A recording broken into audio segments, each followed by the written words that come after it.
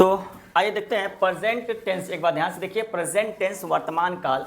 इसको देखिए, इसमें क्या पढ़ना है? अफर्मेटिव सेंटेंस है ये, अफर्मेटिव सेंटेंस।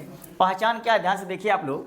पहचान है कि जिस हिंदी वाक्यों के अंत में, कोई भी हिंदी का वाक्य हो, उसके अंत में अगर है, हो, हूँ, हैं, आए, उसे प्रेजेंट टेंस कहते हैं। कोई भी हिंदी का वाक्य हो ना, अगर लास्ट में है, हूँ, हो, हैं अगर आ गया हो तो समझो कि प्रेजेंट टेंस है। बनाएंगे कैसे इसको? और उस सेंटेंस है कोई प्रेजेंट टेंस का, कोई हिंदी का सेंटेंस है, उसको इंग्लिश में कैसे ट्रांसलेट करेंगे? तो यहाँ पे आपको ध्यान देना होगा सिंगुलर और प्लूरल पे। सिंगुलर सब्जेक्ट पे ध्यान देना होगा और प्लूरल सब्जेक्ट पे ध्यान देना होगा। सिंगुलर सब्जेक्ट अगर आएगा तो सिंगुलर सब्जेक्ट के साथ हम इज लगाएंगे। क्या लगाएंगे? इज लगाएंगे। और प्लूरल सब्जेक्ट आएगा तो क्या लगाएंगे? आर लगाएंगे। इतना बात ध्यान देना। सिंगुलर सब्जेक्ट में होता कौन कौन है? तो देखिए, इस तो पता चल जाएगा कि राम एक खिलाड़ी है तो राम सिंगुलर। मोहन एक क्या है? मोहन एक अमीर लड़का है। मोहन एक अमीर लड़का है, ये क्या है? सिंगुलर है। ठीक है ना। मान लो कह दें सीता एक गायिका है। ठीक है ना, सीता एक गायिका है तो सीता एक सिंगुलर है। तो आमतौर पर समझ में आ जाएगा सिंगल मतलब एक, सिंगल मतलब एक, उसी से बना है सिंगुलर। देखो बाबू, सिंगुलर, सिंगल मतलब एक, उसी से बना है सिंगुलर सब्जेक्ट। ठीक है ना। अब यहाँ ध्यान दो कि ही माने वह पुरुष के लिए, कल लिखा है इस पॉइंट को ना। शी माने वह स्त्री के लिए, ये भी लिखवा चुका हूँ। इट माने यह या वह, ये दोनों होता है, यह या वह दोनों होता है। दैट माने वह, ये आमतौर पे किसी जानवर के तरफ संकेत करना, किसी वस्तु के तरफ संकेत कर, किसी एक जानवर, एक वस्तु, सुनिए, दूर की, वो भी क्या हो? दूर की, कोई भी दूर एक वस्तु हो, एक जानवर हो और उसके तरफ संकेत कर रहे हैं, इशारा कर रहे हैं, तब उस कंडीशन में वह के अंग्रेजी क्या लिखना? डैट लिखना।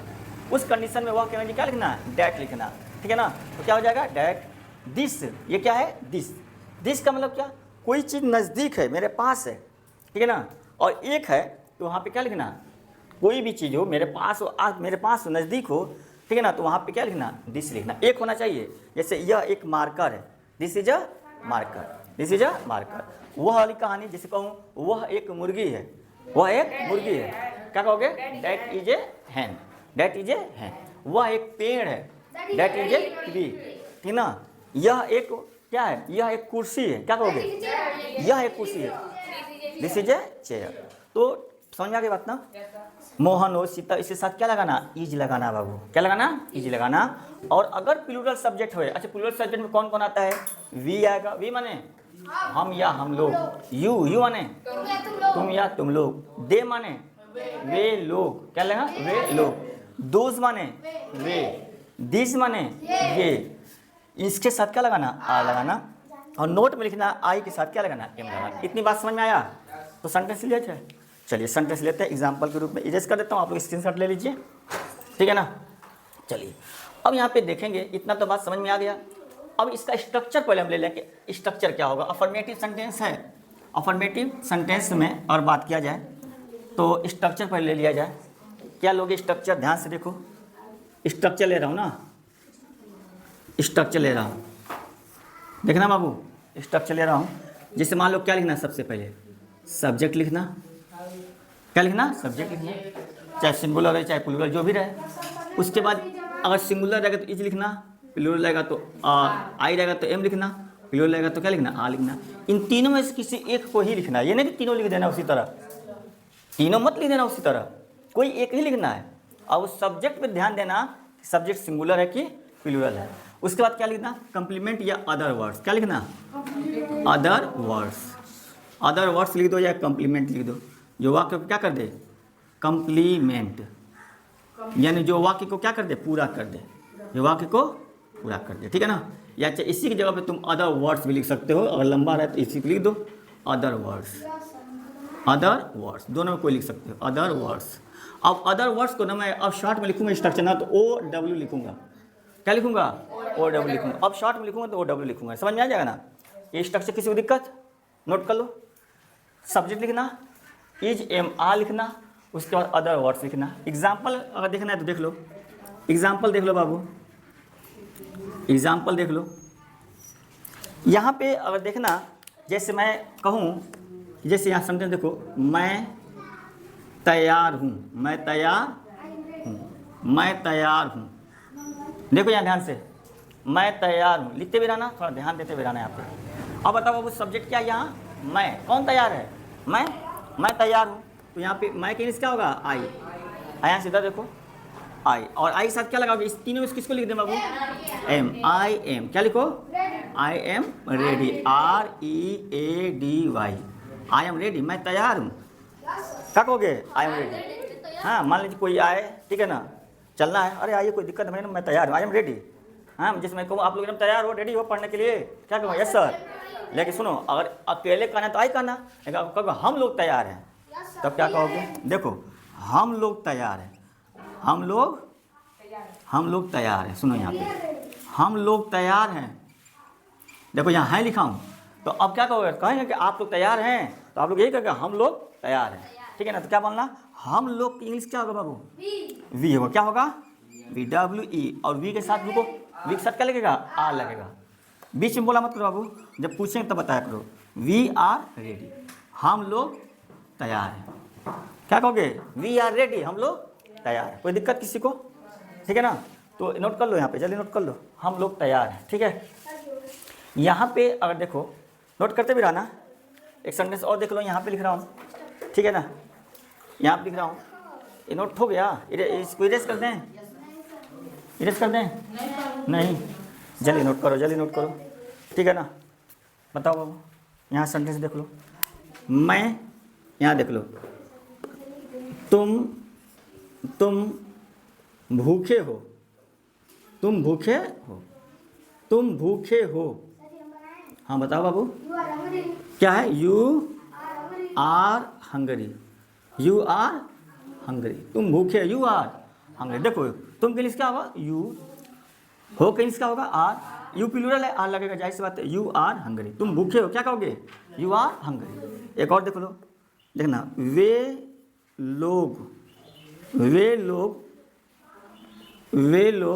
गरीब हैं, वे लोग गरीब हैं। मत तू जाओ बाबू, तू जाओ, बताओ बाबू, बताओ मम, तुम बताओ बाबू, बताओ बाबू, बताओ तुम बताओ। वे लोग है, वे लोग क्या है, they are poor, they are poor. क्या दिक्कत है बाबू यहाँ पे, क्या नहीं आया, क्यों नहीं आया, देखो वे लोग का इंग्लिश क्या होगा, दे, अभी लिखवाए थे, वे लोग का इंग्लिश क्या होगा, दे, और दे के साथ क्या लगाना, आर लगाना। देखो सब्जेक्ट के बाद इज, एम, आर, इस तीनों में से किसको लेना। अब सब्जेक्ट के हिसाब से, सब्जेक्ट अगर प्लूरल रहेगा तो आर लिखना, और सिंगुलर रहेगा तो इज लिखना, आई रहेगा तो क्या लिखना, एम लिखना, ठीक है ना। तो दे आर पुअर, कोई दिक्कत, इरेज कर दें, इधर वाला, ये वाला इरेज कर दें, इसको देखो, इसको देखो, ये इरेज कर देता हूँ ना, ये वाला इरेज कर देता हूँ। अगर मैं यहाँ देखो, देखो यहाँ पे, अगर हम कहें वह एक किसान है, वह एक किसान है, तो किसान कोई व्यक्ति ना होगा, किसान रुक जा बाबू, बताओ बाबू समीर, बताओ, ही के साथ क्या लगेगा, इज, ही इज ए, किसान की इंग्लिश बोला मत करो, जिससे पूछूं वही बताया दो। हाँ, फार्मर, क्या कहोगे, farmer, he is a farmer, he is a farmer, वह एक किसान है, कोई दिक्कत, ठीक है। इधर देखो, यहाँ देख लो, वह एक गायिका है, गायिका, वह एक गायिका है, वह एक गायिका है। बताओ बाबू, आप बताइए आदित्य, क्या है, वह किसका होगा बाबू, शी होगा, उसके बाद इज होगा, a singer, she is a singer. कोई दिक्कत, किसको समझ में नहीं आ रहा है, हाथ उठा दो, जिसको समझ में नहीं आ रहा है बोलो, समझ नहीं आ रहा है, नहीं आ रहा है, कहाँ नहीं समझ में आ रहा है, बताओ बाबू, कहाँ नहीं समझ में आ रहा है। गायिका का इंग्लिश होता है सिंगर, क्या होता है, सिंगर, सिंगर मतलब गायिका। मीनिंग नहीं याद रहेगा तो किससे कैसे होगा, इसलिए मैंने पहले मीनिंग लर्न करा रहा हूँ आप लोग को। इसी में कहता हूँ कि आप लोग लर्न कीजिए ना, मीनिंग पे टूट पड़िए सर जी, टूट पड़ोगे, मीनिंग अगर याद है तो सब कुछ समझ में आएगा, नहीं याद है इसलिए नहीं याद है तो बना ही नहीं पाओगे, किसका कितना मीनिंग पूछोगे तुम, ठीक है। इरेज कर दूँ इसको, ये स्ट्रक्चर हो गया ना, देखो देखो यहाँ पे, तो ये आपका प्रेजेंट टेंस का अफर्मेटिव सेंटेंस। कुछ और देख लो सेंटेंस, इसको इरेज कर दूँ इधर, हाँ हाँ, इसको देखो, चलो बाबू देखो, यहाँ नहीं समझ में आ रहा तुमको ना, यहाँ देखो, देखना यहाँ पे, वह एक लोमड़ी है, लोमड़ी है, वह एक, बोलना मत है यहाँ से, कोई बताओ बाबू, लोमड़ी है, अभी बताया था, सुनो यहाँ पे, लोमड़ी है, तुम बताओ बाबू, तुम बताओ, तुम, चलो गलत है तुम्हारा, बताओ बताओ वाइश, वेरी गुड, क्या बताओगे, that is a fox, that is a fox, अभी तो बोला हूँ, यहाँ देखो, इधर देखो बेटा, वह की जो है, वह हिंदी है, वह, इसका इंग्लिश 3 होता है, कितने होता है, 3, जहाँ वह लिख दो, आ गया ना हिंदी में, इसका इंग्लिश 3 होता है, कौन कौन, एक होगा बाबू, देखो कौन कौन, एक होगा डैट, एक होगा ही, एक होगा शी, अब कन्फ्यूजन है ना कि किसको लिखें, वह की अंग्रेजी 3 होता है, किसको लिखें, तो अब यहाँ पे ध्यान देना कि जब कोई दूर, हमसे दूर कोई एक सामान, सामान समझ रहे हैं, सामान है ना, है वस्तु जिसमें जान ना हो, तो हमसे दूर कोई एक सामान हो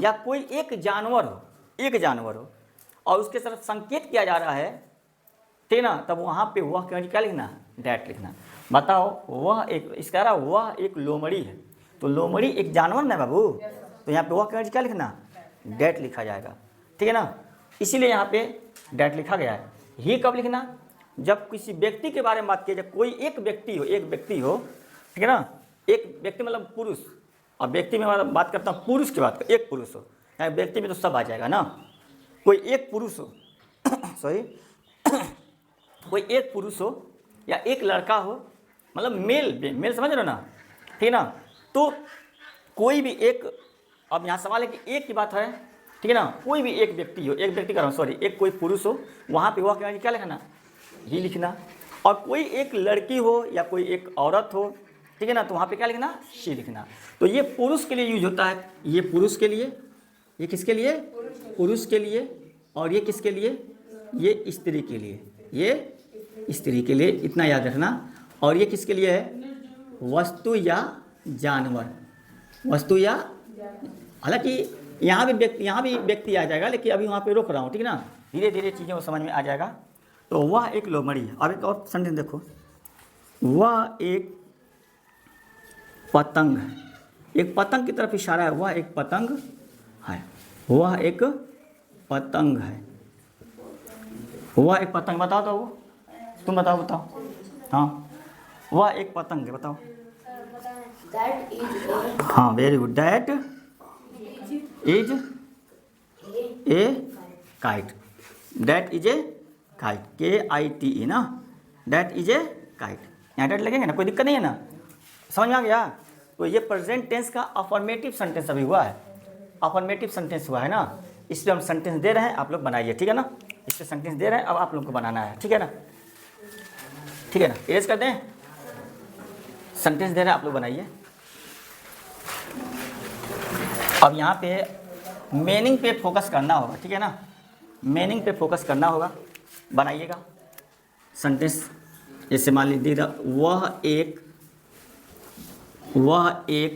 उल्लू है, वह एक उल्लू है, डायरेक्ट लिख दो, कोई दिक्कत नहीं है, डायरेक्ट लिख दीजिए, वह एक उल्लू है। दूसरा सेंटेंस, मैं एक अध्यापक हूँ, अध्यापक यानी शिक्षक, मैं एक अध्यापक हूँ, मैं एक अध्यापक हूँ। तीसरा लिखो, तुम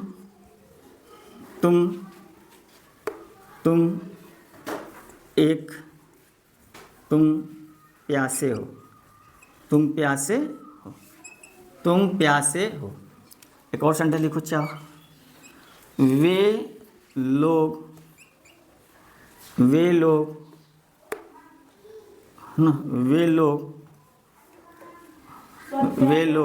हाँ लिखो, जादूगर क्या है, वे लोग थके, लिख रहा हूँ, वे लोग थके हैं, अभी नोट करूँगा वो मैंने उसका, वे लोग थके हैं, ठीक ना। पांचवा, हम लोग